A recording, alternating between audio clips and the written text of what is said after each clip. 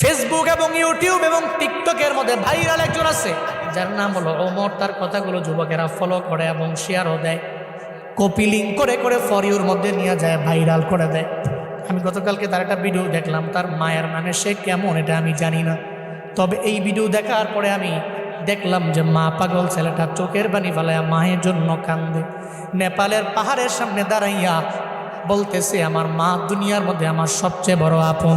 আমার মায়ের বিরুদ্ধে কথা বললে আমি কোনো আইনও মানি না, কাউরে আমি চিনি না, কারণ মায়ের মতো আপন আমার দুনিয়ার মধ্যে কেউ হতে পারে না। সে বলতে লাগলো, যখন আমার বাবা নাই, আমার মা ছাড়াই পৃথিবীতে আমার আপন যখন কেউ নাই, আমার মায়ের গার্মেন্টসে চাকরি করে করে করে করে কোনো রকম জিন্দেগি চালাইয়া আমারে ফালাইয়া যায় নাই, বরং পরিশ্রম করে করে আমার মা স্কুলের মধ্যে আমারে পড়াইল। আজকে আমি অনেক মশহুর হয়ে গেলাম, প্রসিদ্ধ হয়ে গেলাম, সবাই আমারে চিনে, তবে আমি মায়েরে ভুলতে পারি না। নেপালের পাহাড়ের সামনে দাঁড়াইয়া বলতে লাগলো, মা জীবনে কোনোদিন আপনারে আই লাভ ইউ মা বলা হয় নাই, আমি আপনারে ভালোবাসি, আমি আপনারে পছন্দ করি, এটা বলা হয় নাই।